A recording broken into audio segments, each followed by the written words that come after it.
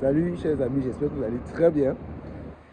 Voilà, ça m'arrive souvent d'avoir des idées en cours de route. Il faut être inspiré.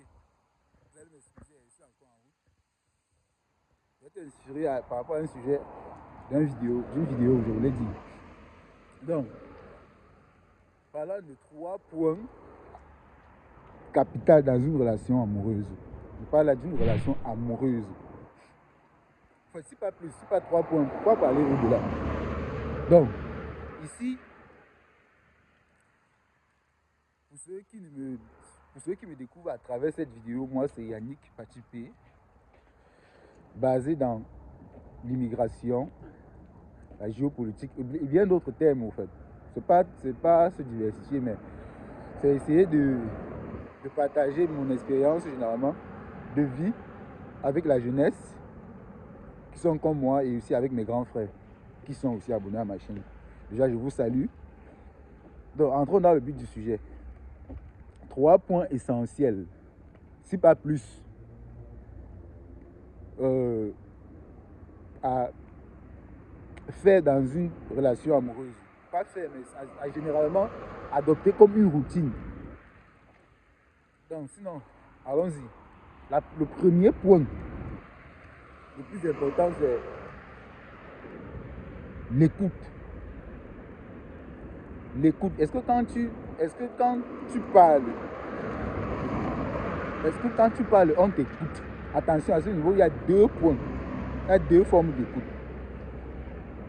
La première personne qui t'écoute, quand tu es en train de parler, est-ce qu'on t'écoute parce qu'on essaie de comprendre ce que tu dis et afin d'apporter une amélioration au problème qui te dérange, à la situation qui te dérange actuellement? La deuxième forme d'écoute,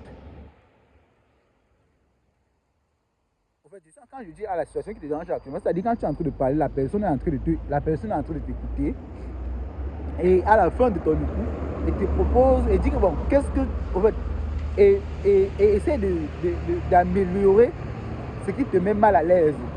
Essaie de voir comment est-ce elle ou il peut faire pour que tu ne sois plus dans la même situation, pour que tu ne sois plus énervé. Prenons un exemple. Peut-être que tu n'aimes pas quand on fume à côté de toi, que ton ou ta partenaire fume. Je prends un exemple. Pour ceux qui sont dans cette situation-là. Et que tu lui dis vraiment, quand tu viens de fumer, je n'aime pas que tu m'embrasses. Est-ce qu'elle ou il essaye de prendre ça en considération?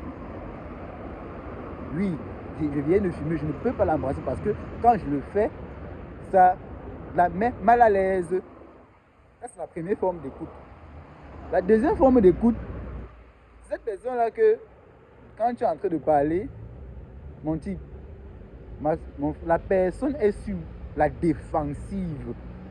L'écoute défensive, donc elle n'est pas en train de t'écouter, elle est en train de comprendre ce que tu dis pour après répliquer. Un exemple, non, je n'ai pas lavé le sol parce que la prochaine fois que j'avais fait, tu m'avais dit que, oh, nanana. Donc toujours en train de trouver des excuses pour que les problèmes ne font que se multiplier. Je ne sais pas si on se comprend. Donc c'est ces 2 formes d'écoute là dans le premier point. Donc, le deuxième point, moi j'ai noté ça, la prise de notes. J'ai tiré l'expérience aussi dans l'effet cumulé, dans le livre intitulé L'effet cumulé. J'ai oublié l'auteur, excusez-moi, mais l'auteur stipule ceci. Lorsque, en fait, en cours de discussion et tout, lorsque 2 personnes se mettent en couple, prenons un exemple, simplement, lorsque 2 personnes se mettent en couple, en fait, combien de pourcents faut-il donner pour que la relation soit au top? Si tu m'écoutes très bien, combien de pourcents faut-il donner pour que la relation soit au top? Donc, tu dois te donner à combien de pourcents? 50%, 20, 50-50, c'est ce qu'ils sont en train de dire, ou 80-20, ou je ne sais pas quoi. Ou 30-70. Si tu as une idée, mets ça en commentaire.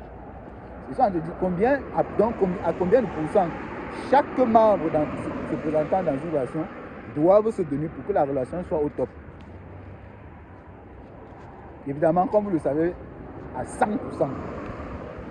L'auteur a bien stipulé 100%. Pourquoi? Ce n'est qu'à 100% que quand je te donne dans une relation, que ce soit dans une relation, dans un projet, dans un business, que cela peut donner. Je dis bien que ce n'est qu'à 100%. Donner tout sans rien attendre en retour. Je dis bien donner tout sans rien attendre en retour. À 100%. Et pour conclure, et pour revigorer l'autre là, il dit, lorsque vous êtes en conflit, lorsque vous êtes en relation, je voulais dire, savoir prendre les bons côtés de la personne avec qui vous faites face est vraiment très important. Un exemple, prendre note, c'est un challenge.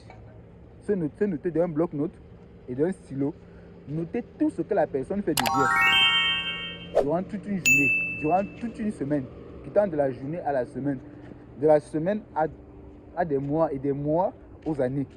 Cela va non seulement te donner encore, en fait, te faire tomber plus amoureux de la personne. Parce qu'il est noté scientifiquement que lorsque tu notes même un projet au stylo, les pourcentages pour que ce projet se réalise sont encore très élevés. La même chose en amour, lorsque tu es en train de noter les bienfaits de la personne, même en stylo, le taux de pourcent, c'est-à-dire la chimie de l'amour augmente. C'est ce que c'est en train de vouloir dire en fait. La chimie de l'amour augmente encore. Donc, c'est très important de noter tout ce que la personne fait de bien. Et aussi, c'est pas seulement de bien. Ce que la personne fait, mais fait souvent mal. Mais c'est toujours bien de lui dire. Mais quand tu es en train de lui faire part de ça, il faut généralement commencer par ce qu'elle fait de bien avant de finir par ce qu'elle fait de mal, afin que la personne en face de toi puisse s'améliorer. Donc, voilà un peu l'idée que j'avais à partager, à faire véhiculer avec vous, chers amis. Restez soutiens et merci de m'écouter. Et pour ceux qui ne le savent pas encore, j'ai mon agence P-Travel qui vous accompagne de façon logique, de façon claire, de façon transparente, de façon limpide à immigrer ici en Russie. Donc n'hésitez pas, dans le lien de cette, il y a un numéro qui peut vous accompagner en toute transparence possible. Contactez-nous, nous allons vous faciliter l'immigration ici en Russie. Et bon séjour. Big up.